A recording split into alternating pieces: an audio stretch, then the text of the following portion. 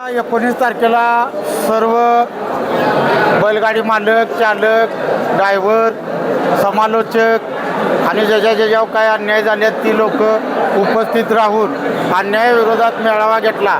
त्या मेळाव्यात प्रत्येकानं आपापली मतं मांडली. परंतु महाराष्ट्राच्या या बैलगाडी क्षेत्रामध्ये आत्ता परवा 2 दिवसापूर्वी आम्ही शेवाळे आबांच्याबरोबर बैठक घेतली.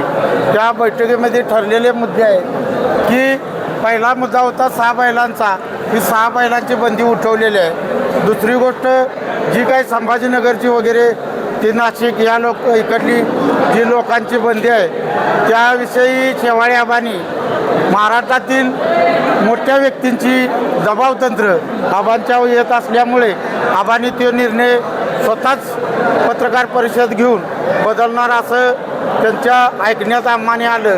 आणि आत्ता आमचं जी मत आहे या बैलगाडी क्षेत्रामध्ये महाराष्ट्रातून संचालक बॉडीचा विस्तार चांगल्या पद्धतीनं व्हावा आणि यात चांगली लोकं यावी आणि या लोकांच्या माध्यमातून बैलगाडी मालकांना न्याय मिळावा.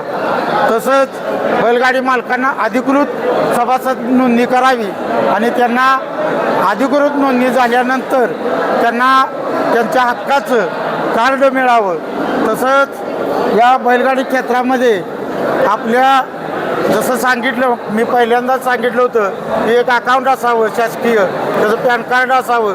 ह्या गोष्टी आपला जो नियमाने जो कोण सचिव ठरेल त्या सचिवाच्या माध्यमातून या बैलगाडी क्षेत्राला चांगल्या पद्धतीचं वळण लागेल असं व्हावं अशी आमची अपेक्षा आहे. आणि या महाराष्ट्रात वादविवाद न होण्यासाठी एखाद्या माणसाला बाजूला करणं योग्य होईल असं मला या निमित्तानं वाटतं आणि त्या पद्धतीनं अध्यक्षानं निर्णय घ्यावा आणि सगळ्यांनी एकोप्यानं ही बैलगाडी क्षेत्र चालवावं अशी माझी सर्व यूट्यूब चॅनलला विनंती करतो. तुम्ही माझी बाईट घेतल्याबद्दल आणि ही सगळ्या महाराष्ट्रात जाऊ दे.